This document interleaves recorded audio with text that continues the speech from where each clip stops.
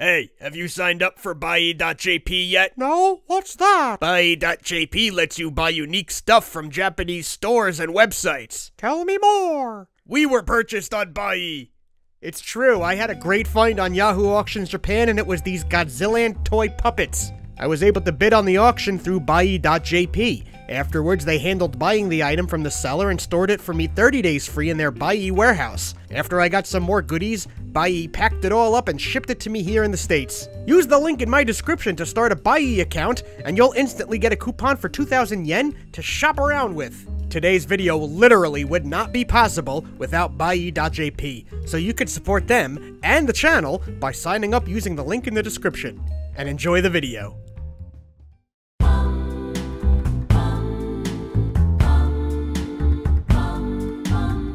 In the last few decades, there's been no shortage of Super Mario mangas in Japan, usually serialized in different magazines and usually tying to different Mario video games. Some of these made it over here to the United States, and as a kid, I was a big fan of Super Mario Adventures, written by Kentaro Takakuma and illustrated by Charlie Nozawa. Another incredibly popular Mario manga is Super Mario-kun, written and drawn by Yukio Sawada. This series began in November 1990 and would keep going and going for decades in various magazines, including CoroCoro Comics. Yukio Sawada's Mario has been translated and sold here in America, so I got to read some stories this way. The series has a crude slapstick humor with some meta jokes sprinkled in for good measure. It's very enjoyable, and if you're new to Mario manga, it's a fine place to start.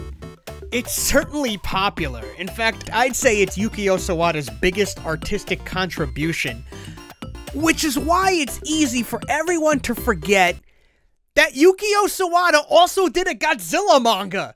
Yeah, in May 1990, shortly before Sawada launched Super Mario-kun, he launched a serialized comic called SD Godzilla World Godzilla-kun. And perhaps as a result of these two comics being made simultaneously, they shared a lot of similarities in art style, tone, and humor.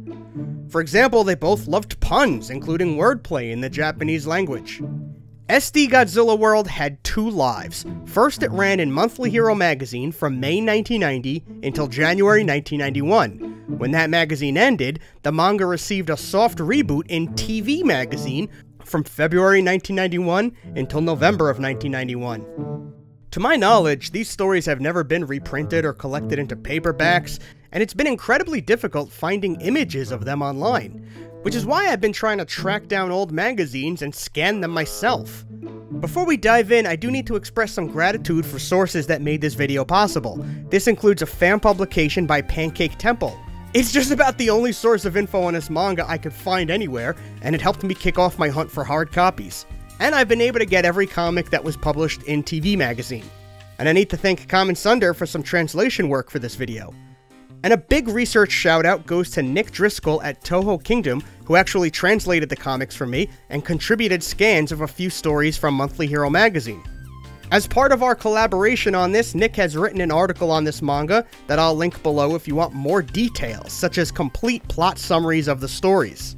So let's start with the first run of SD Godzilla World Godzilla-kun in Monthly Hero magazine. Throughout this run, the character had a strong presence in the mag. Godzilla-kun would often be somewhere on the cover. The characters would appear in various spreads, activity pages, short comic strips like this one with Godzilla dressed like a Kamen Rider. There would even be fan art submitted by the readers. And of course, there would be the main story, which would be on the longer side, running maybe 16 or 17 pages each. The place the characters live is referred to as Godziland, giving this world a bit of a connection to the 1984 line of Godziland merchandising, but we're going to revisit that in a little bit. The monsters live across multiple islands, with the titular character living on Godziland Island. The Mothras are on Infant Island, and some of the bad monsters like Ghidorah and Gigan live on Solgel Island. The cast is explosive. It consists of familiar monsters across the Showa era, all wearing clothes. There's the titular Godzilla-kun, who's described as having a hard yet empty head. Between the two runs of this comic, it's been revealed that his tail can be used as a powerful weapon. He can use his flame breath to fly, and perhaps most notably, he can power up with the help of specific items. There are a handful of power-ups, but the most notable is the nuclear nut. Like Popeye eating spinach, Godzilla-kun can turn to a nuclear nut in moments of weakness for a quick instant win. And of course we have our bad guys. There's delinquent youth Ghidorah, who's often scheming and troublesome, and Sunglasses Gigan, Ghidorah's hooligan buddy. There's also a Varan-kun, friend of Infant Island. Ibara, Odako, and Matango, all here, referred to as foods that can be regularly eaten. There's Rodan-kun, who has powerful wings, and two Mothras, Mothra-san, a mother character described as confusing, and her daughter Mothra-chan, who has a crush on Godzilla-kun. Other familiar faces include Anguirus-kun, a strong and kind friend, Goro-chan, notable for his burrowing ability, Titano-kun, who's an excellent swimmer, and, oh boy, there is a jumbo cast of Godzilla-type characters. This includes his girlfriend Bajira, Kanjira, Godzilla's martial arts instructor, his dad Pajira, who's a sea captain, Godzilla's mom Majira, Jijira, Godzilla's grandfather and an inventor, and Bajira, his storytelling grandmother. Godzilla has a classmate, Hajira, and he has a 3-year-old brother, Yojira. Another dopey classmate is Dojira. There's Bujira, Godzilla's mischievous best friend. Another kid, Hikijira, whose father, Shojira, is a firefighter. There's also 3 police Godzillas, Wajira, Pujira, and Rijira. Anjira, the weird scientist. Nejira, a rich mayor's son. Dojira, who comes from a long line of dodgeball players. Itajira, a necromancer. And another different Itajira, who is a chef. Let's take a quick look at a story that appeared in an issue of Monthly Hero magazine. But first there's also a merchant named Torajira, a lifeguard named Miharijira, Godzilla's uncle, the Seaman, Furujira, who is a horticulturist, Dokujira, the island's own quack doctor, Sashijira, a friendly fisherman, Sujira, the sumo wrestler, Joljira, the locomotive engineer, Kojira, the director of civil engineering, a gangster named Gyanjira. Let's take a quick look at a story that appeared in an issue of Monthly Hero magazine. Fujira, the owner of the Goji Burger restaurant. Tejira, who works there. Sujira, she works at the convenience store. Kojira also works there. Bokujira is a church pastor. Pojira, he works on the ship that Pajira rides. Zujira is a Lady Godzilla who works at a bar. And Mijira is a Lady Godzilla who works at that same bar. Seriously, Sawada made an entire Springfield's worth of characters for this manga. And if some of these characters look familiar to you, there's one place you might have seen them. In the 1990 Japanese version of Godzilla-kun Great Monster March on Game Boy. Yeah, so circling back to Godzillaland, in 1984 the game Godzilla-kun came out for MSX based on Godzillaland.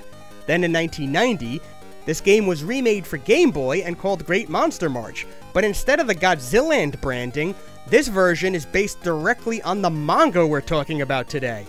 Remember, the American version of this game is very different, and instead of Godzilla-kun characters, it has traditional Godzilla art. But if you've ever played the Japanese version of the game and wondered where these characters came from, now you know. Let's take a quick look at a story that appeared in an issue of Monthly Hero magazine. King Ghidorah wants to kidnap Mothra to use her silk to make underpants. Ghidorah and Gigan attack a monster dinner on Infant Island. During a fight, Yukio Sawada himself appears to explain Ghidorah's powers. Godzilla drinks a magic potion and powers up to become Godzilla Man. The Godzilla Man vs. Ghidorah fight is bonkers. At one point, Mothra sprays poison scales, but they hit Godzilla's family, making them all act stupid. And getting hit with a gravity beam somehow makes Godzilla turn into a bunch of smaller Godzillas, who continue the fight by all charging straight into Ghidorah's crotch.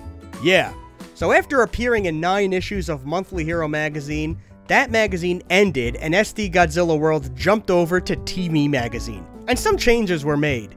Now, the stories were about 5 pages each. The characters seem to all live on one island now, Godzillaland Island.